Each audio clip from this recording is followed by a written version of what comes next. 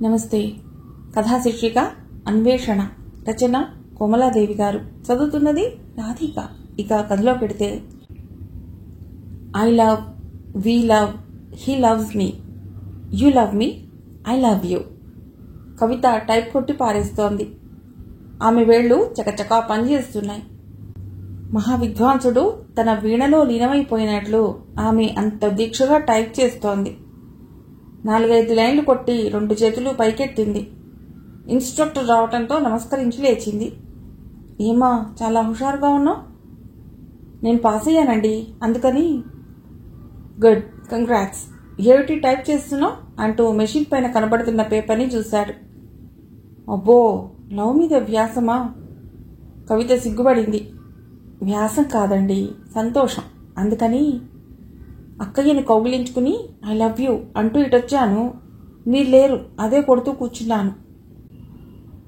మంచి పని చేశావు. లవ్, ప్రేమ అనేది ఒక మంత్రం తల్లి. దాన్ని ఆ యంత్రంలో పెట్టేశావు. ఏనే, పర్వాలేదు. బిఏ డిగ్రీ చేతికొచ్చింది. BA degree, type, shorthand. లవ్లతో ఉద్యోగం చెయ్యి. నాన్నగారి కూతురు అనిపించుకో. థ్యాంక్స్ అండి అని చేతులు జోడిస్తుంటే కళ్ళు చెమ్మగిల్లాయి. ఇంటికి రాగానే తల్లి వడ్డించింది. ఆ పూట సావధానంగా భోంచేసింది. తల్లి కూతురి మొహంలో ఆనందాన్ని చూసింది. దాన్ని చూడటానికి భర్త లేడే అని బాధపడింది. అమ్మా, ఈ వేళటికి వదిలే, రేపటి నుండి పని కోసం తిరగటం ప్రారంభిస్తాను, సరేనా? అక్కర్లేదమ్మా అంది నవ్వేస్తూ. అదేమిటి, నేను పని చేయొద్దు? విస్తుపోయింది కవిత. ఆమె జవాబు చెప్పకుండా వెళ్ళిపోయింది. మూలనున్న పెట్టెలు దించి అట్టడుగు పెట్టెలో ఉన్న ఒక కవర్ తీసుకొచ్చి కవిత చేతిలో పెట్టింది. దీని అవసరం మీ అన్నకు తగల్లేదు. ఈ అడ్రస్కు వెళ్లి ఆ కంపెనీ యజమాని వీరప్రసాదరావు గారికి చూపిస్తే ఒకవేళ ఉద్యోగం దొరకవచ్చు. ఏనాడో మీ నాన్నగారు ఇచ్చారు. మీ నాన్నగారు బ్రతికుండగా దీని అవసరం రాలేదమ్మా. నీకోసమైనా పనికొస్తుందేమోనని ఉంచమన్నారు. దాన్ని అందుకుంది. ఏముంది దీంట్లో? ఆశ్చర్యంగా అడిగింది. తెలీదు, మీ నాన్నగారు చెప్పలేదు అని చిన్న అబద్ధం ఆడింది. స్వింగ్ డోర్ చప్పుడు చేయకుండా తెరుచుకుంది. ప్యూన్ విని విడబడినట్లుగా అన్నాడు, లోపలికెళ్ళమ్మా అని. కవిత లోపలికెళ్ళింది. విశాలమైన ఆ గదిలో అన్ని ఖరీదైన వస్తువులే ఉన్నాయి. ఒక మూలలో పెద్ద సేఫ్ ఉంది. టేబుల్ ముందు ఒత్తుగా ఫోమ్ కుషన్స్ వేసిన చైర్స్ 4-5 ఉన్నాయి. అవతలి వైపు ఒక రివాల్వింగ్ చైర్ ఉంది. దానిలో ఎవరూ లేరు. కవిత తన బ్యాగ్ను హృదయానికి అదిమి పట్టి చుట్టూరా గమనించి చూస్తోంది. ఒకవైపు గోడకు పెద్ద పెయింటింగ్ వేలాడుతోంది. ఆమె దాన్ని సమీపించి పరీక్షగా చూస్తోంది. అది బ్రష్తో వేసింది కాదు, స్కాల్పల్తో వేసినది. దగ్గరగా చూస్తే అంతా రంగురంగు ముద్దలే.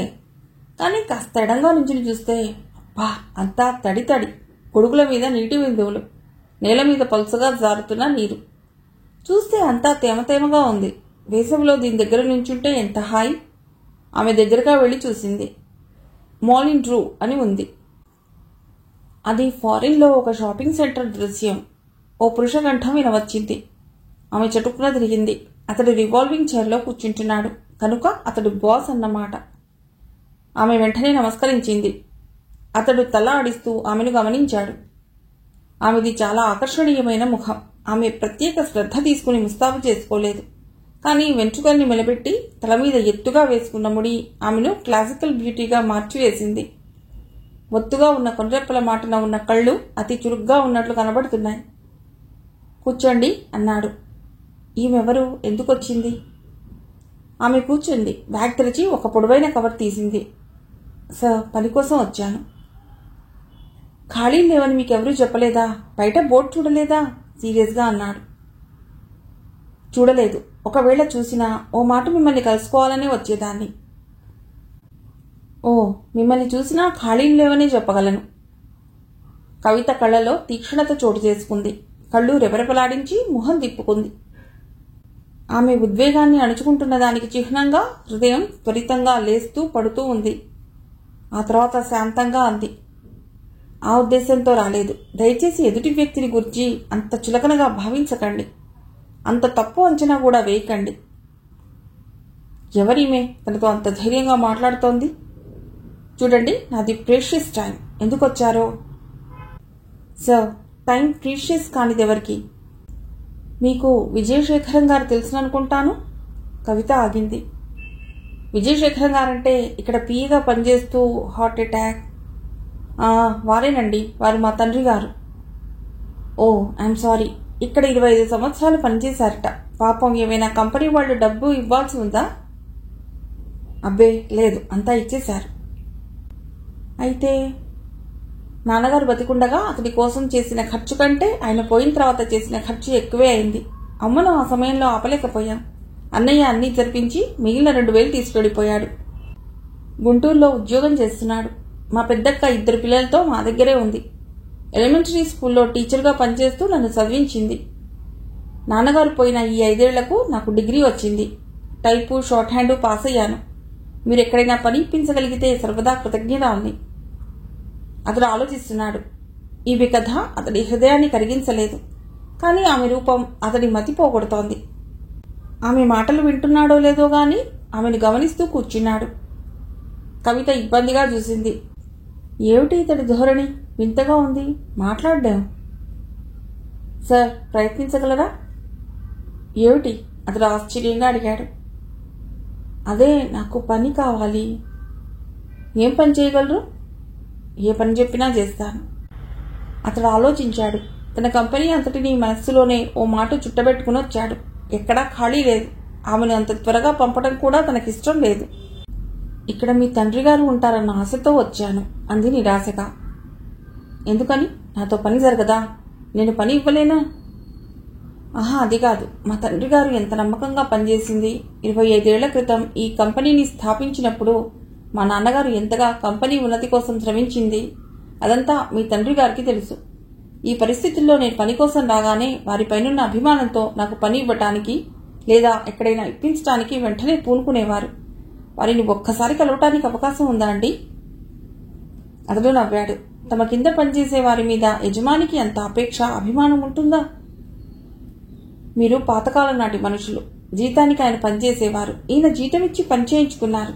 ఆయన పోయారు. గ్రాట్యుటీ అవి కలిపి న్యాయంగా డబ్బు ముట్టజెప్పారు కదా. ఇక ఈ కంపెనీకి ఆయనకి సంబంధం ఏముంది? ఆయన కూతురికి పని ఇచ్చి తీరాలని ఎక్కడా లేదే. మీరు చెప్పింది యథార్థమే. ఎక్కడా రాతలు గాని అగ్రిమెంట్ గానీ లేదు. కానీ సార్, విన్నారో లేదో మీరు, సెంటిమెంట్స్ అనేవి హృదయాల్లో ఉంటాయి. వాటిని ఎవరూ ఏ శక్తి తుడిచివేయలేదు. మీ నాన్నగారికి కూడా అలాంటి సెంటిమెంట్ ఉంటే తప్పక నన్ను రిక్తహస్తాలతో పంపరు. మీరన్నట్లు నేను పాతకాలం మనిషిని. మీరిప్పుడిప్పుడే కళ్ళు తెరుస్తున్నారు ఈ అధునాతన యుగంలో. ఆమె కంఠంలో ధరించిన వ్యంగ్యానికి అతడి కనుబొమ్మలు ముడిపడినాయి. కసిగా చూశాడు. ఏమిటి, ఈమెకు భయం లేదా? ఇంత ఫ్రీగా మాట్లాడుతోంది. తను ఈ కంపెనీకి ఓనర్ అని తెలిసే ఇంత ధైర్యంగా మాట్లాడితే అనుకుని గబగబా ఏదో రాశాడు. బెల్ నొక్కాడు. ప్యూన్ రాగానే అన్నాడు, వీరిని ఇంటికి తీసుకువెళ్లి వదిలిరా. ఈ చీటీ నాన్నగారికి చూపించు. ఇక నీతో నాకు పని లేదన్నట్టు ఒక ఫైల్ తెరిచాడు. వెళ్లే ముందు మీ కోడి చూపాలి. ప్రస్తుతం యజమాని మీరే కనుక ఈ ఉత్తరం మీరే మొదట చూస్తే బాగుంటుంది. ప్యూన్ మెల్లిగా వెళ్లిపోయాడు. ఆమె సీల్ చేసిన కవర్ అందించింది. అతడు ఆశ్చర్యంతో చూశాడు. కవర్ చాలా పాతది. పాత వాసన వేస్తోంది. దాని మీద తేదీ చూశాడు. 1955 అని వేసింది. అటూ ఇటూ తిప్పి ఆమె కేసి చూశాడు. కవిత కూడా ఆత్రంగా చూస్తోంది. ఇందులో ఏముందో మీకు తెలీదా? లేదండి, ఎప్పుడో దీని నాన్నగారు అమ్మకి ఇచ్చారట. అన్నయ్యకి గాని నాకు గాని ఉద్యోగం కావాల్సి వచ్చినప్పుడు ఈ కవర్ మీకు చూపించమని కోరారు. అన్నయ్యకి వాళ్ళ మామగారు పని ఇచ్చారు. దీని అవసరం నాకు తగిలింది. దీనిలో ఏమున్నదో చూడాలని నాకు ఆత్రంగా ఉంది. అతడు దాన్ని చేత్తో తూచాడు. కొంపతీసి బాంబ్ గట్రా ఉండదు కదా? అది బరువే లేదు. 1-2 కాగితాలుండవచ్చు. చిదిరి ఎన్వెలప్ ఓపెనర్తో కవర్ చింపాడు. 2 వేర్వేరు కాగితాలున్నాయి. ఒకటి చూశాడు, అది ఉత్తరం. రెండవది చూశాడు. అంతే. అతడి కనుబొమ్మలు ఆశ్చర్యంతో వంగినాయి. దాన్ని పరీక్షగా చూస్తూ ఉంటే కవిత ఉత్సుకతతో వంగింది. ఏముంది సార్? ఆమె వైపు పరాగ్గా చూశాడు. దాన్ని ఆమె కనబడేలా పట్టుకుని, ఇది ఏమిటో మీకు తెలిసినా? కవిత నిరాశపడిపోయింది. అందులో ఉన్నది కేవలం ఒక డ్రాయింగ్. అదేదో ట్రేస్ చేసిన డ్రాయింగ్ అని ఇంకాస్త ముందుకు వంగి పరీక్షించింది. దీన్ని బ్లూ ప్రింట్ అంటారు అన్నాడు. దాన్ని తన వైపు తిప్పుకున్నాడు. సార్, ఆ ఉత్తరం చదవండి అంటూ ఉంది. అతడు ఉత్తరం అందుకున్నాడు. అది తన తండ్రి గారిని సంబోధించి రాసిన లేఖ. ఈ బ్లూ ప్రింట్ మీరు అతి జాగ్రత్తగా ఫైల్లో పెట్టుకున్నారు. ఈ మెషిన్కు సంబంధించిన విషయాల్ని, ఆ బ్లూ ప్రింట్ను ఎవరికైనా ఇస్తే నేను ఈసరికి ఎంతో ఉన్నత స్థితిలో ఉండేవాణ్ణి. అప్పటికి కంపెనీ ఇంకా తప్పటడుగులు వేస్తోంది. మీరు అప్పుడే ఈ మెషిన్ ప్లాన్ వేశారు. అది తయారైనప్పుడు బాగా పనిచేసింది. ఈ బ్లూ ప్రింట్ను అతి జాగ్రత్తగా మీరు ఇంట్లో ఉన్న సేఫ్లో పెట్టుకునేవారు. కానీ ఆ రోజు వర్క్షాప్కు తెచ్చారు. వర్కర్స్తో మీటింగ్ జరిపారు. ఆ తర్వాత దాన్ని మీ రూమ్లో పెట్టి ఇంటికి వెళ్ళేటప్పుడు మర్చిపోయి వెళ్లారు. పోనీ ఆఫీస్ సేఫ్లోనైనా పెట్టలేదు. అప్పుడు నాకు 41 సంవత్సరాలు. జీతం 184 రూపాయల ఆధారం తప్ప ఏమీ లేని వాడిని. వృద్ధ తల్లిదండ్రులు, వయసుతో వచ్చే చిన్న మూలుగులు వారికి ఉండేవి. కానీ నా భార్యకు మాత్రం ఏదో ఒక అనారోగ్యం ఉండేది.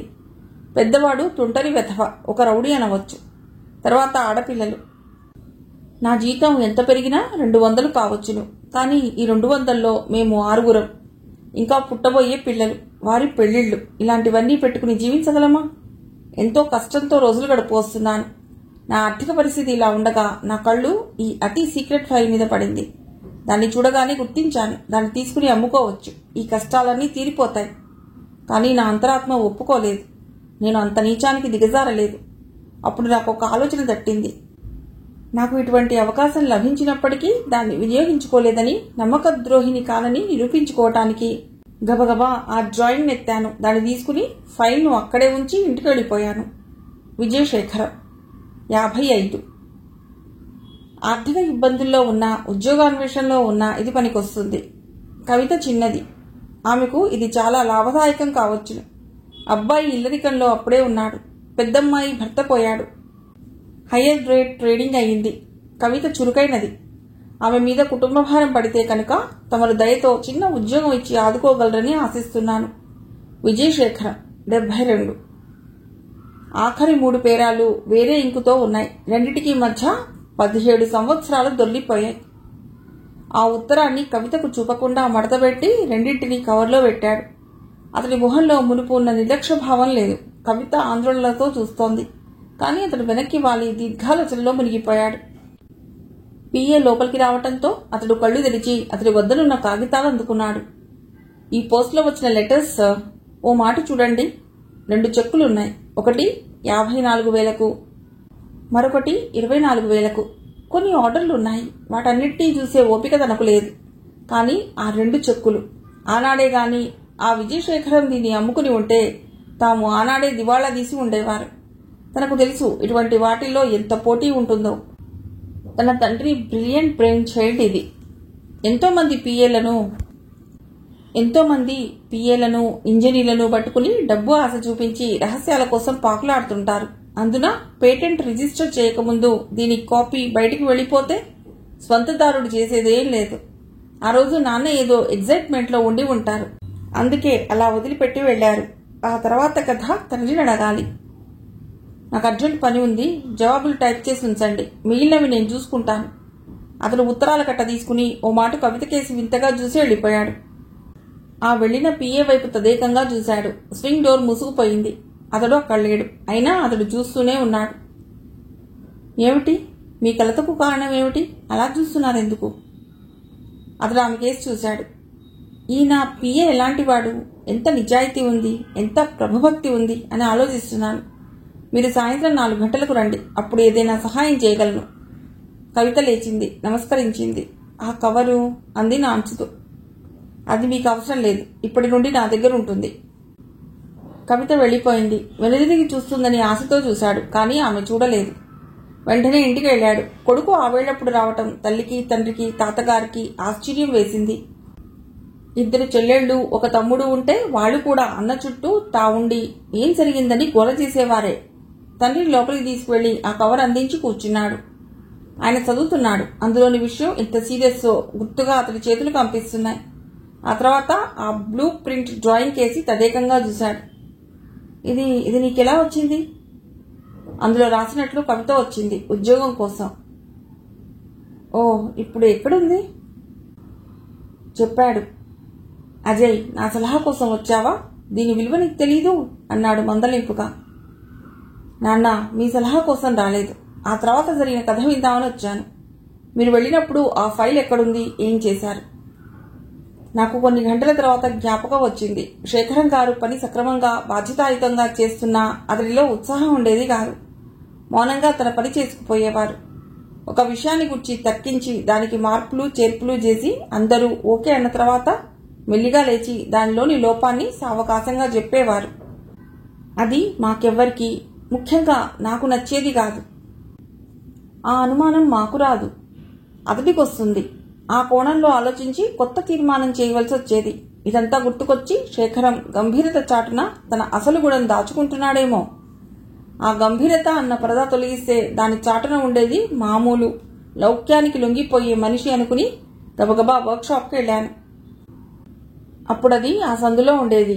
ఈ బిల్డింగు కట్టలేదు. వెళ్లి తలుపు తీసి చూశాను. ఫైల్ అక్కడే ఉంది. పేపర్స్ అన్నీ ఉన్నాయి. వెంటనే ఇంటికి తెచ్చాను.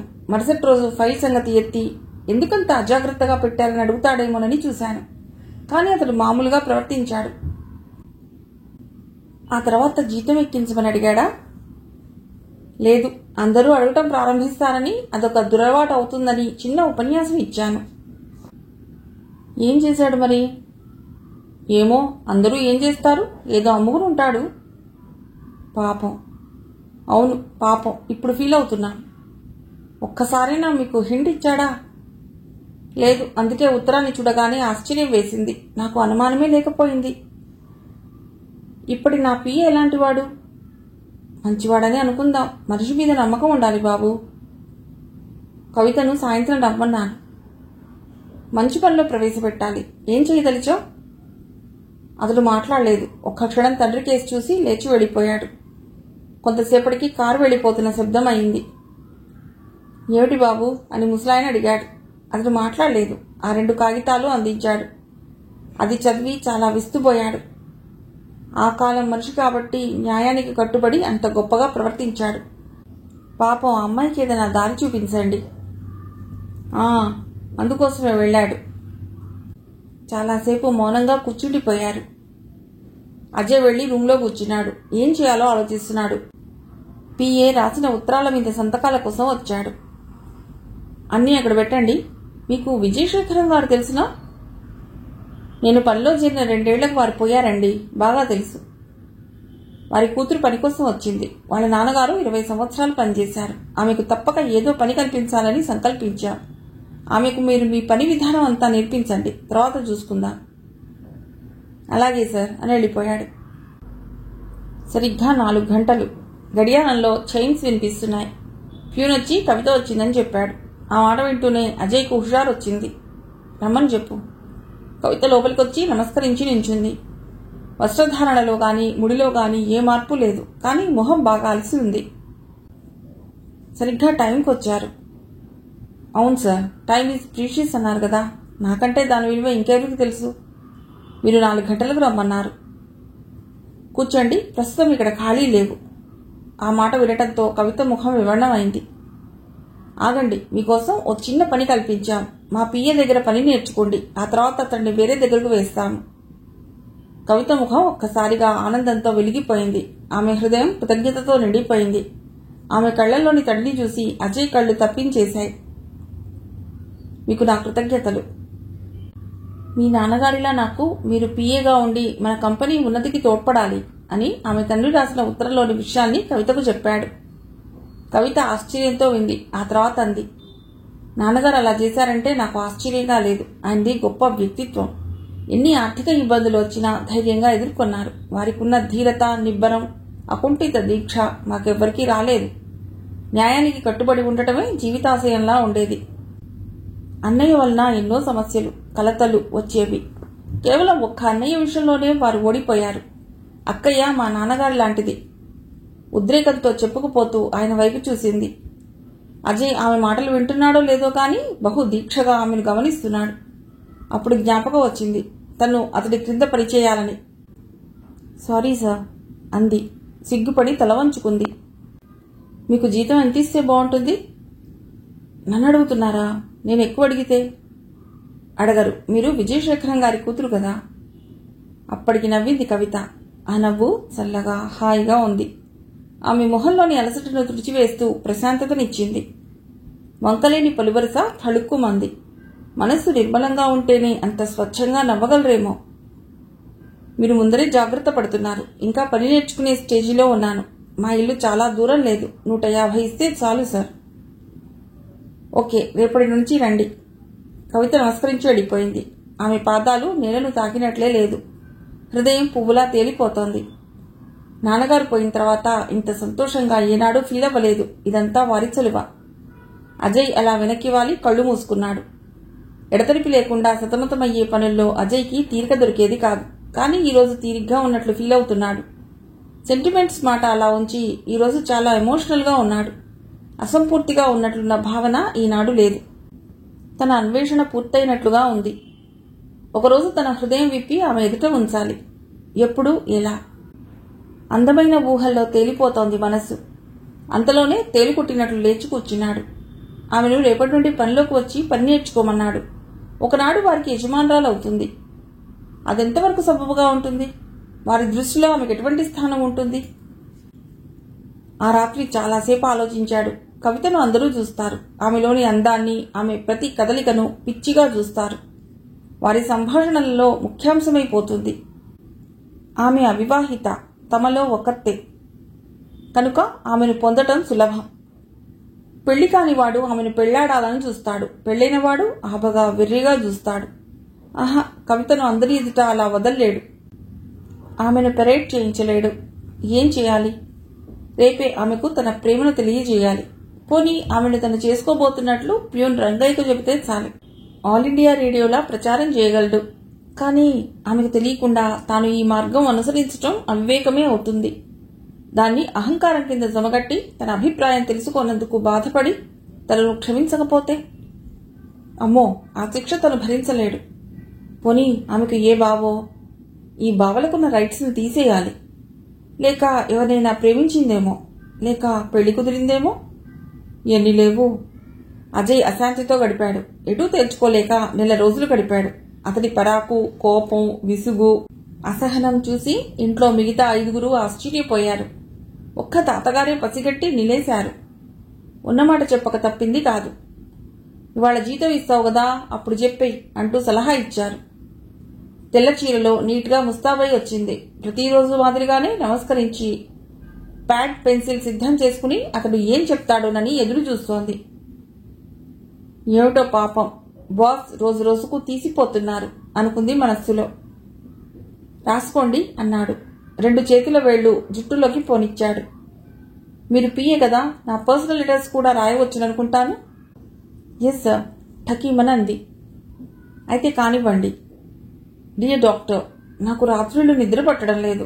ఒక్కోసారి గుండెలో పోటు వస్తోంది. కొన్నిసార్లు ఆగినంత పని అవుతుంది. ఏదో భావన నా హృదయాన్ని నలిపివేస్తోంది. ఆ తాటికి తాళలేక నిట్టూర్పులతోనే కాలం గడుపుతున్నాను. విసుగు, కోపం, అసహనంతో అలసిపోతున్నాను. ఏ పని చేసినా మనసు దానిపై లగ్నం కావటం లేదు. ఇక దేని మీద లగ్నం అవుతోందని ప్రశ్నిస్తారా? మీరే చెప్పాలి. ఈ వ్యాధి ఎప్పటి నుంచి ప్రారంభమైందంటే... అజయ్ ఆఫ్ చేసి టేబుల్ మీద చేతులుంచి ఆత్రంగా ఆమె కేసి చూశాడు. కింద పెదవిని పంటితో నెక్కిబట్టి ఎదురు చూస్తోంది. పాలిన కనురెప్పల వంపును, ఆ వంపును ప్రస్ఫుటం చేస్తున్న కనుబొమ్మల్ని చూస్తూ తాను మైమరచిపోయాడు. ఎస్ సార్ అని కళ్ళెత్తి చూసింది. అతడు తన దేశ అంత దీక్షగా చూడటం గమనించి ముఖం బాగా దించేసుకుంది. ఓ ఎస్, ఏమన్నాను? ఆ వ్యాధి ఎప్పటి నుంచి అంటే కవిత పరిలో చేరినా... కవిత చటుక్కున తలెత్తి చూసింది. ఆ చూపుల్లోని కృత్రిమ మందలింపును గ్రహించి గబగబా అన్నాడు. ఆ రోజు కవితను చూసిన ఆ క్షణం నుండి... కవిత, ప్లీజ్, ఈ జబ్బు నయం చేయలేరా? అతడి కళ్లల్లో ఆరాధన, ఆతృత, వేడికోలు. కవిత ప్యాడ్ను, పెన్సిల్ను అక్కడ పెట్టి లేచింది. నా రాకతో మీకు ఈ వ్యాధి వచ్చింది, నా పోకతో అని కుర్చీ జరిపి 2 అడుగులు వేసిందో లేదో అజయ్ గాబరాగా కవిత అన్నాడు. ఆమె ఆగింది. ఆ ముఖంలోని ప్రసన్నమైన చిరునవ్వును చూసి స్థాయిపడి ఆత్రంగా అన్నాడు. నాకు జవాబు కావాలి. మిమ్మల్ని ప్రాణాధికంగా ప్రేమిస్తున్నాను. కవిత మెల్లిగా వచ్చి కూర్చుంది. ఆమె ముఖంలో దైన్యత. ఇది మీకు మంచిది కాదు. నేను పేదరాల్ని. మాది అతి మామూలు కుటుంబం. మీరు నా యజమాని. ఎంతో ఉన్నత హృదయంతో నాకు పని ఇచ్చారు. ఈ అవకాశాన్ని పురస్కరించుకుని నేను మీ చేరువకు రావాలనుకోవటం లేదు. నా పరిధిలో నేను ఉండటం మన ఇరువురికి శ్రేయస్కరం. నేనంటే మీకు ఏ విధమైన అభిప్రాయమూ లేదా? ఐ మీన్, నా ప్రేమను తృణీకరించగలిగేటంత తటస్థ హృదయలా మీరు? బాధగా అడిగాడు. మీరంటే గౌరవాభిమానాలున్నాయి. మీ సహృదయతకు మేమందరం కృతజ్ఞులం. మా అమ్మకు, అక్కకు నా అవసరం ఎంతైనా ఉంది. మీ ఇంట్లో దీన్ని హర్షించరు కనుక అవన్నీ స్వల్ప విషయాలు. మా ఇంట్లో అలాంటి అడ్డంకులు లేవు. నేను, చెల్లి, తమ్ముడు ఒకటైతే వాళ్ళ ముగ్గురిని మా వైపు తిప్పగలము. తాతగారే నాకు ఈ సలహా ఇచ్చారు. ప్రతి నెల మీ అమ్మగారికి కొంత డబ్బు అందేలా చేసే బాధ్యత నాది. ఇక మీ అభ్యంతరం ఏమిటి? కవిత మాట్లాడలేదు. ప్యాడ్ మీద ఏదో గీస్తోంది. అజయ్కు భయం వేసింది. ఎందుకు సందేహిస్తోంది? కవిత, మీరెవరినైనా ప్రేమించారా? లేక ఎవరితోనైనా పెళ్లి కుదిరిందా?